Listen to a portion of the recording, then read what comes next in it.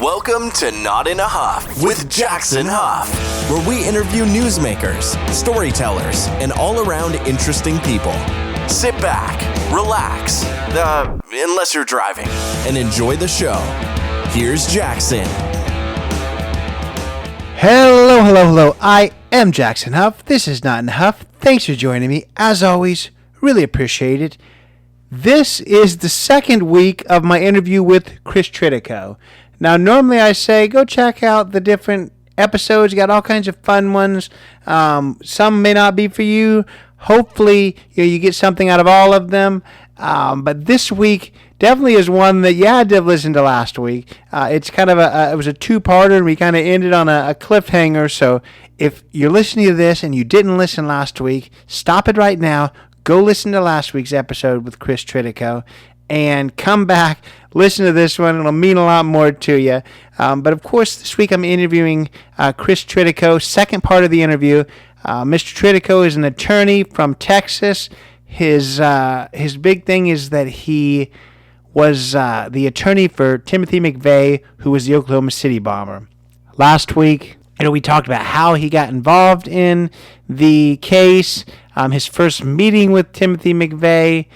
We talked about just the pressure that came from being a part of the trial. We talked about why it's so important to defend those who may look to be indefensible, why it's so important for our Constitution and our justice system for everyone to get a fair defense. It was a really powerful conversation. I've heard from several of you that really enjoyed the conversation and got a lot from it. I certainly did too. This week we're going to pick up where we left off. I'm going to kind of replay that last part that was kind of maybe kind of a little bit of a mind-blowing part. I don't know if I would say mind-blowing, but definitely something that threw me for a loop last week, where he said that he introduced his wife to Timothy McVeigh. He's going to explain why that was the case very quickly in this very first part. We're going to pick up kind of right where we left off with him saying that and my response and where we stopped last week. We're also going to talk about the end of the trial. He was convicted and sentenced to death. We're going to talk about the appeals process and how he got re-involved in that. We're going to talk about what it felt like to have someone that you did become close to be put to death, and kind of the mental part of that, the emotional side of that, because there's a human element to all of this for sure. So I think that's an interesting conversation as well. We're also going to talk to Chris about a very tragic incident in his life with his daughter and his daughter being murdered. It was something that is just absolutely terrible. I love kind of hearing Chris talk about his daughter and the wonderful person that she was, and the amazing things that his family is doing now to honor her life and her legacy. So we're going to talk about that. I'm going to give him quite a bit of time to kind of talk about his daughter, because she was doing great things, and there's really just not much to say to that. Just a terrible thing. So I really appreciate him opening up and sharing about that. It did change kind of his approach and his aspects of his profession and who he represents now. So really appreciate him talking about that. This was an amazing second half of the conversation. I'm sure you enjoyed that first half. This is, I would say, it's better than the first half.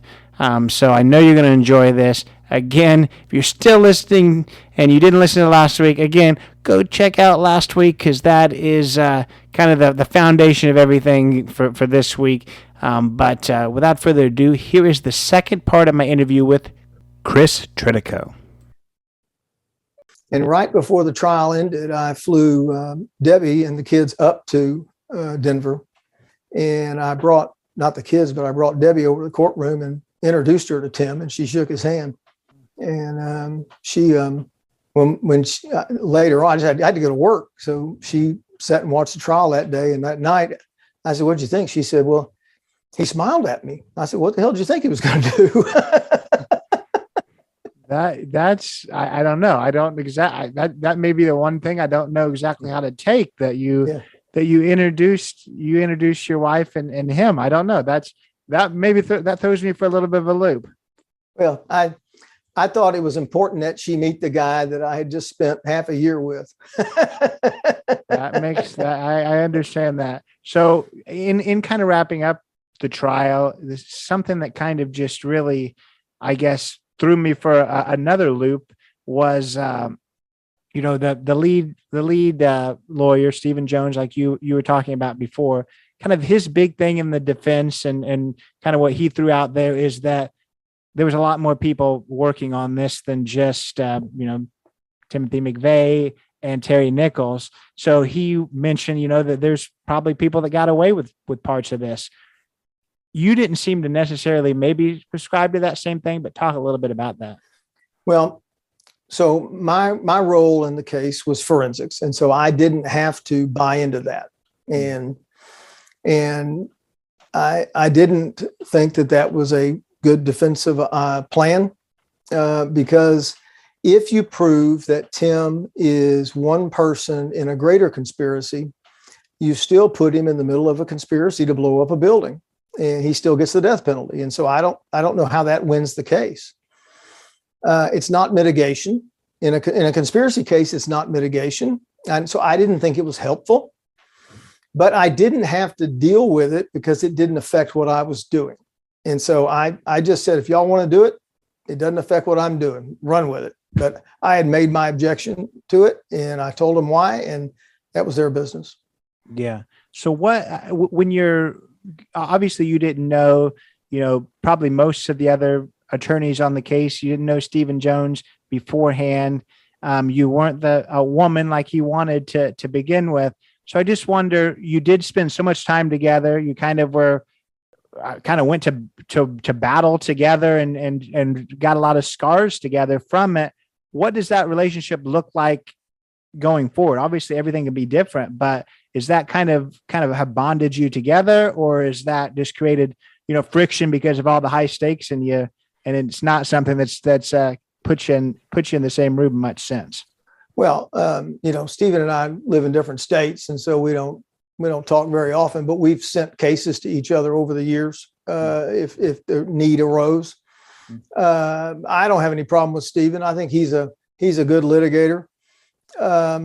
That I did not agree with that strategy does not make him a bad lawyer. It's just a different thought process.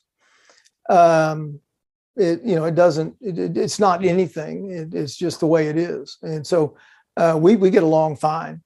I haven't talked to him in several years. I think I may have talked to him around the time Racehorse passed, but a few years ago. But we don't have an estranged relationship. We don't talk regularly. We're friends. I got you there for sure. How long were you involved with this? Obviously, you've mentioned it a couple of times. There's no surprise that the end of this trial happened where, he was convicted and sentenced to death. How long were you involved after that? During the interview that I had watched with him, he was, starting an appeals process back to that picture because he thought that had painted the jury as a bias right out of the gate. From kind of reading, I don't think he decided to continue on with his appeals, but how long were you involved? Did you stop at this case, or were you involved past it? So my role ended after the motion for a new trial for the direct case. And then they appointed new lawyers for the appeal and for the direct writ of habeas corpus, as they should. In a capital murder case, you shouldn't have the trial team do those two things because no trial lawyer is going to claim he was ineffective. And you have to have, if you're going to claim, if there's an ineffective claim, it has to be another lawyer to do that in the writ of habeas corpus. And so I was fine with that. A good friend of mine, Nathan Chambers, a good friend now, Nathan Chambers, was appointed to do for sure the writ. I'm not sure if he did the direct appeal. And that's where I met Nathan, was working on the writ when he and his co-counsel came to see me in Houston. And they had filed some claims against me.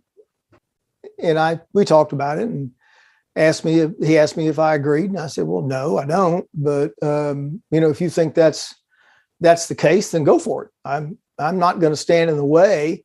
I'm not going to agree with it, but I'm not going to stand in the way of Tim getting a new trial, and I'll come and testify in the writ hearing, but I'm not going to sign an affidavit saying I was ineffective. But you can cross-examine me, and we'll see what happens. And then right before, and I gave him a copy of my file, what I had. The day before the writ hearing, they dropped all the claims against me. Then Tim, at the last minute, dropped his appeal. And I didn't have anything to do with this. He was talking with Rob Nye, who was a wonderful, wonderful man. He and I had become best friends. Rob died a few years ago of pancreatic cancer, but he was just a great guy. And it turns out that Tim made the decision that if the case was reversed, he would have to spend the rest of his life at Supermax, and he didn't want to do that. And so he would rather just move forward with the execution than win the case on appeal. And that's what happened. They stopped the appeal and the writ at that point. Shortly after that, the government announced that they had not turned over 10 bankers' boxes of paperwork to the defense. That's when I was reappointed. Me, Rob Nye, and Nathan Chambers were reappointed to file a brief on whether or not the execution could go forward, given that the government had not turned over these 10 boxes. So we all flew to Denver. Actually, we flew to Tulsa, where Rob's office was, and we started working on it. And it turned out that it was 100 boxes of material we had never seen. Well, now it's a real task, because we can't go over 100 boxes in the amount of time we have before the execution date. It's only about 2 weeks. So we gin up a motion to stay execution and drafted up, and I fly to Denver. It took us about 2 days. I flew to Denver that night and filed it with the Judge Mach, and the other guys met me there, and we had a hearing, and he denied it. So we prepared another brief in the 10th Circuit, and we worked all night on that. And I took it over to a Kinko's and dropped it off about 11 o'clock at night. And I told the guy I need, 25, 30 copies, maybe 40 copies. And I said, I'm going to be here at 8 a.m. to pick them up. And I told him what I wanted, how I wanted them bound and everything. I said, can you have this done? He said, yes, sir. I said, don't lie to me. I need this by 8 a.m. He said, yes, sir, I'll have it. I walked in at 8 a.m. and it was still sitting there. And I called the guy over and I said, why is this sitting here? He said, well, we haven't gotten to it yet. I said, I told you I need this by 8 a.m. He said, well, what's the rush? I said, this is Timothy McVeigh's effing appeal. I said, you get this goddamn thing done right now. And he goes, oh my God. He grabs his manager and they whipped it out pretty quick. Nobody looked at it. Timothy McVeigh, right on the label. And so I went over and filed that. And while the 10th Circuit was thinking about it, Tim changed his mind again. And I think, and all of us thought, that we were going to win that. We were going to get a stay, at least long enough to see what was in the 100 boxes. And our argument was simple. What difference does it make? Let us look. It may amount to nothing. It may amount to a lot, but giving us time to look at it doesn't hurt the justice system. Right. But failing to let us look at it is the miscarriage of justice that causes people not to have faith in our Constitution. And that's what they failed to do right there. Yeah. Yeah. I understand that for sure. And you talked about how he changed his mind and didn't want to go through the appeal. Kind of leads into, I guess, one of the final questions when it comes to this case. And again, obviously, attorney-client privilege, you're going to be able to say what you can say. But I just wonder about any kind of remorse for what happened. And the reason why I asked that question is something that is on public record. That is that same interview that I'm talking about with him. And, he was asked, in your life, if you could do anything over again, was there anything you would do? And he said there's nothing in his life he could think about that he would do over again. So that doesn't really speak to remorse, but I wanted to give you a chance to answer that. So I can tell you without violating the attorney-client privilege, I never asked him if he felt remorse about this thing, because it's not a question that helps me in helping him. It actually taints me in helping him. But I can say this: there's a book that he participated in with the two writers from the Buffalo News. I think that's the name of the newspaper. And in that book, he said that he had no idea there was a daycare center in that building. And I think that was a very telling statement. And that's the closest thing that you're going to get to Tim talking about something like that.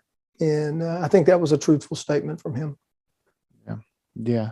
So the real final question with this, and this is just, you can kind of put it towards this case or any case that maybe would have the death penalty. I don't know whether you've ever tried any others, but being so close to this, obviously you introduced him to your wife.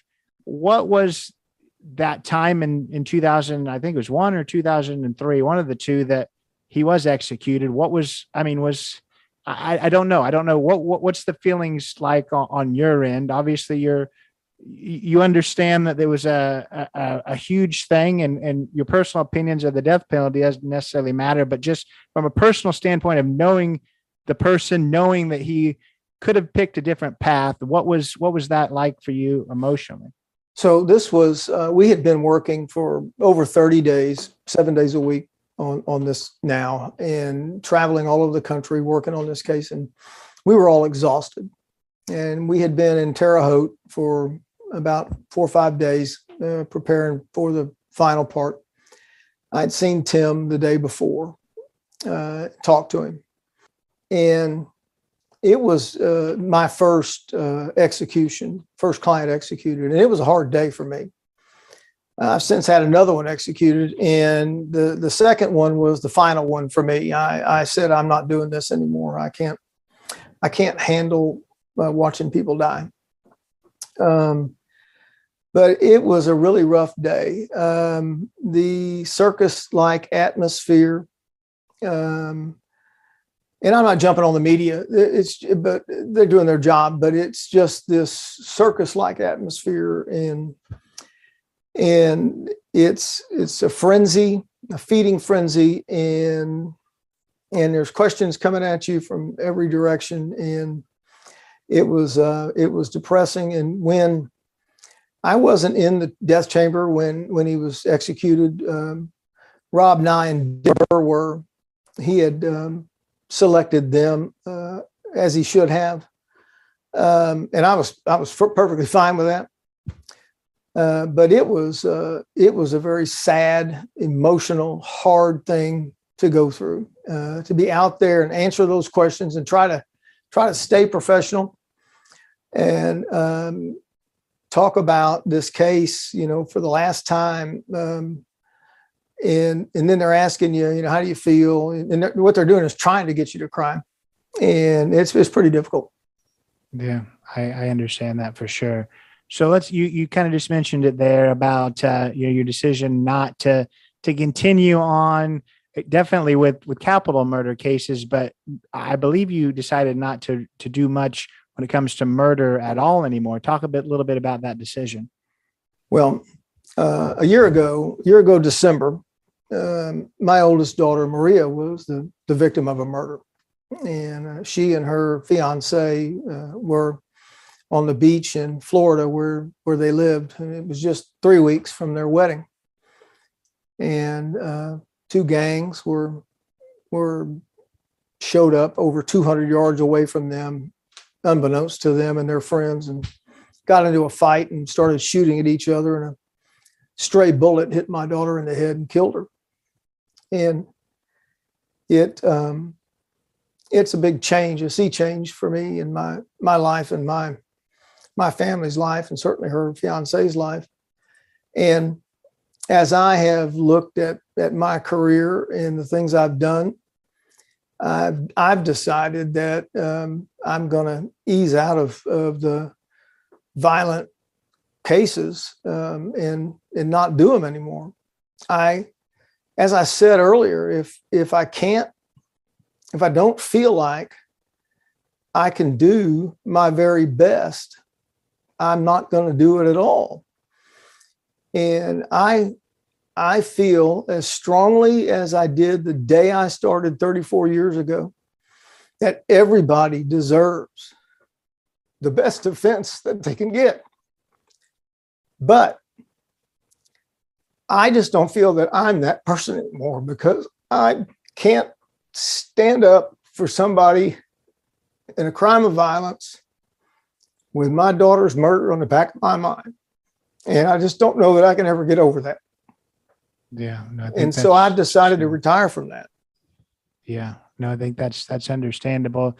And I don't want to, I don't want to make this interview any more upsetting. Obviously, that's a huge thing.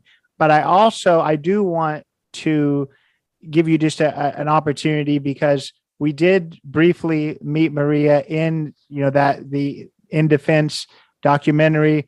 Definitely an amazing, well-spoken person. I believe she was in the art scene. Talk a little bit about her. I mean, we talked so much about all these other people, but I don't want to just talk about her murder. Sure. I want you to tell me about Maria.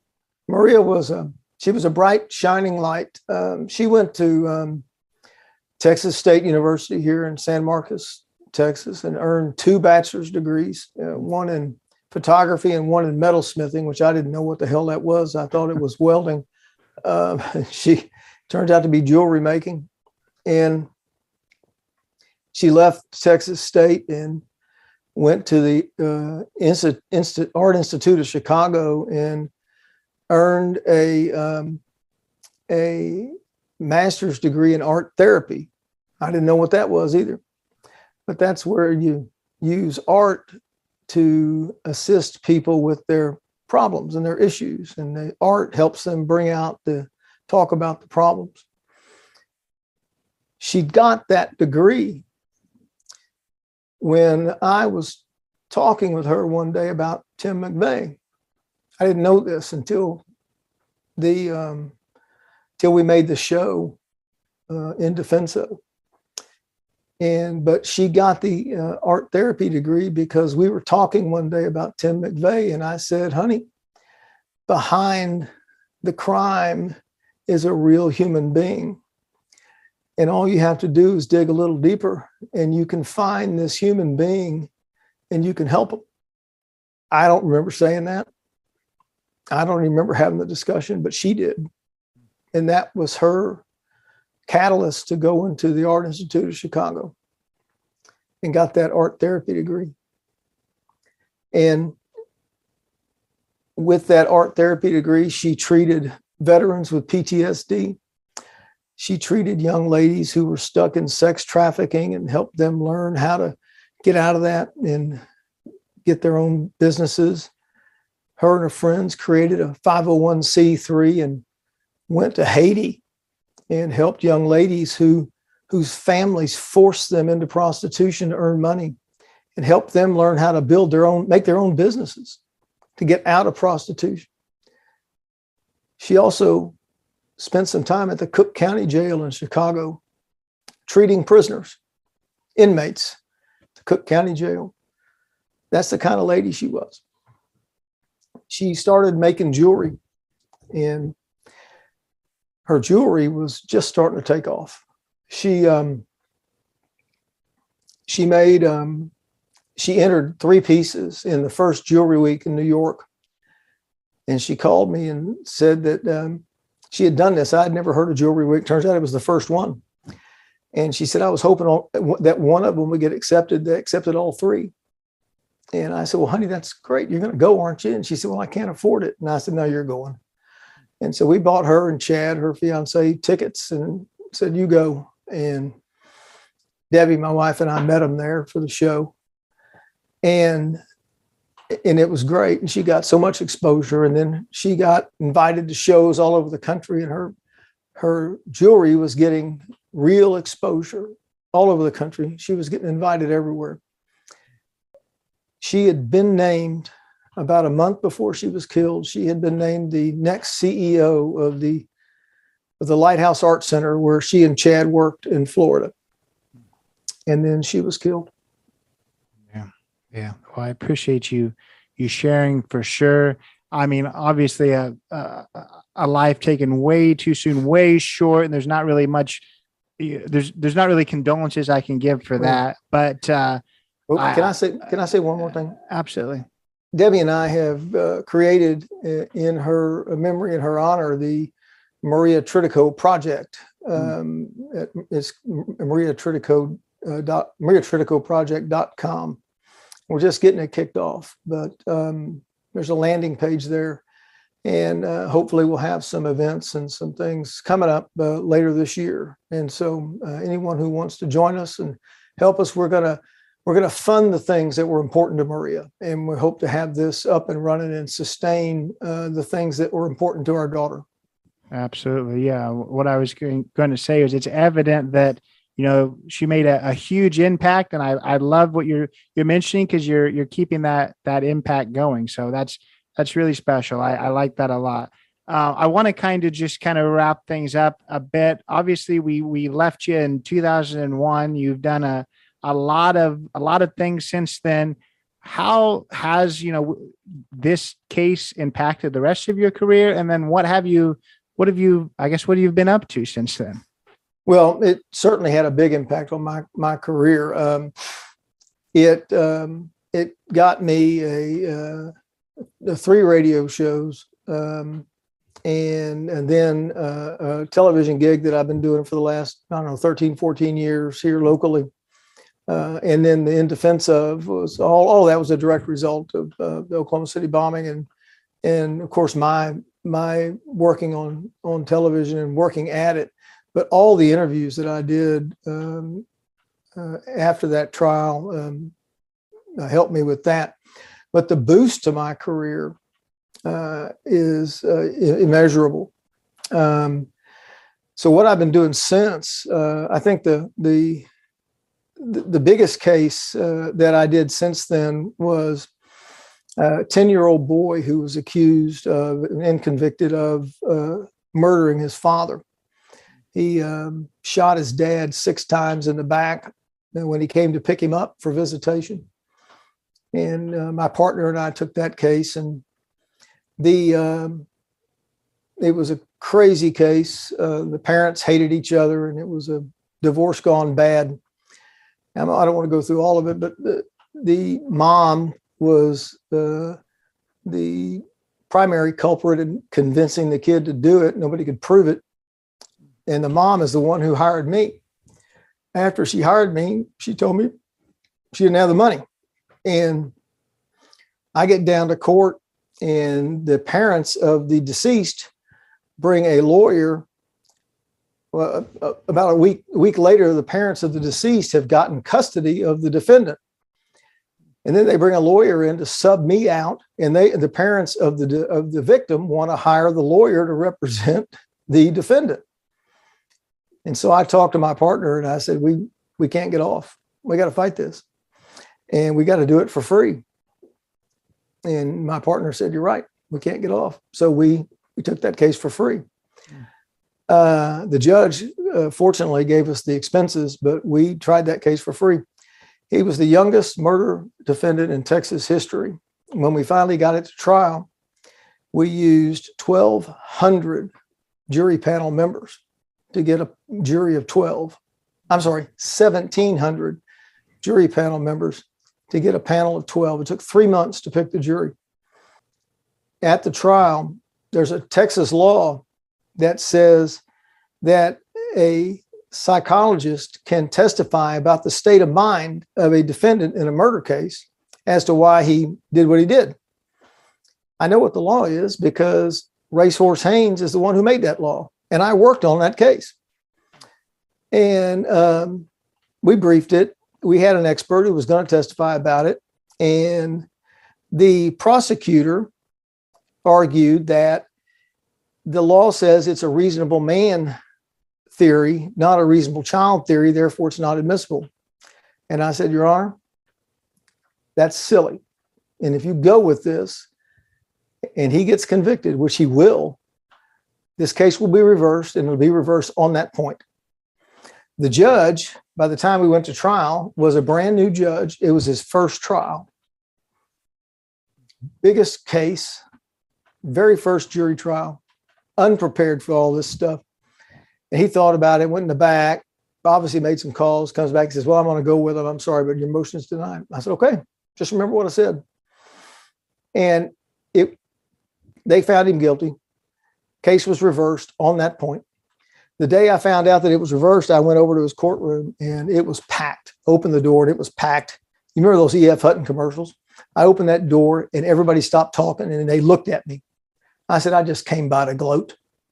He said, get in my chambers. And we've become great friends. And he knows he made a mistake. Texas law says that in a juvenile case, if you reverse the case, they have to let him out. So we got him out and got the case resolved for a probation at that point. And he was almost 18, so he served 2 months of probation. And he graduated from high school early and graduated from college. And I haven't talked to him in several years, but he's doing fine. Well, that's just goes to show you, one, that maybe that judge should have listened to you just a little bit better, and two, that again, that people do bad things in a split instance. There's that doesn't mean you write people off. It's definitely right when it comes to a minor and most people there. But yeah, I've really enjoyed speaking with you for sure. I do want to kind of give you another chance. This is normally where I kind of tell people to throw out their connection points and stuff like that. I don't know that that's necessarily where throw out, I guess, anything you might want to talk about, whether it's, I definitely want you to mention the foundation again, but any connection points that you have that you want to share. Well, so there's three connection points. TriticoRainey.com is my law firm, and we're ready to help you anywhere you need our help. The Maria Tritico Project.com is, of course, my foundation for my daughter. And then my wife and I have just recently purchased a wedding venue that is my retirement income since I'm easing out. And that's the grandtexana.com. And so check that out. If you're anywhere in the country, you can come down here and we will put on your wedding for you. And it's the grandtexana.com. So come on down. We'll put on your wedding. We just purchased this property and the people were retiring, so they booked no weddings. I got any date you want open and I will book your wedding. Come on down. Yeah. Well, I'll tell you, I wasn't sure what connection points you would have, but I didn't think a wedding venue was going to be a part of it. So I'm glad I asked. I got to ask. The last question I want to ask you, and I normally kind of save this till the end because it would make for an awkward interview for the entire time, is, I've talked to a lot of people that have, kind of a one thing that people know them quite well for, whether sometimes it's been a movie or a one-hit wonder song. This obviously is a very big case. How, I guess, what is your thought process now? That was 25 years ago. You've done a ton since then. been very successful since then. How do you feel when everyone just wants to keep talking to you about this? We've talked an hour about one case back in the 90s when you've done so much since then. Do you kind of look at it as, hey, this is kind of what's continued to put food on the table? What's gotten me the TV thing? Or are you like, I'm ready to quit talking about this? I think people that say, I don't want to talk about that anymore are crazy. You did something that is notable, and it's something that people are interested in. And as long as people want to ask you about it, do it. I was at an event one day, and I was standing talking to this, some guy. We were just standing there chit-chatting. And about 4 or 5 people came up to me in a row and asked me for a picture or an autograph or whatever. And he said, do you ever get tired of that? I said, nope. I said, the day they stop asking is the day my career is over. I said, so I am not tired of it. And it's the same thing. And with this, I mean, I'm very proud of what I did for Tim McVeigh. I'm very proud of what I did for our country and for the Constitution. And I don't shy away from it at all. I'll do it again in a heartbeat. And there's just there's no reason to shy away from it ever. Absolutely. Again, it's been an absolute pleasure speaking with you. Thanks so much. You bet. So that was my interview with Chris Tritico. Just an amazing, amazing man. I say that every week because all of my guests are just fantastic, and I appreciate all of them for agreeing to join me. But man, I think Chris just kind of sits on a totally different pedestal than me and most people. Just I don't even really know how to say it. Just the compassion he has, just his dedication to the legal profession, his dedication to the Constitution and upholding that in every sense of the word.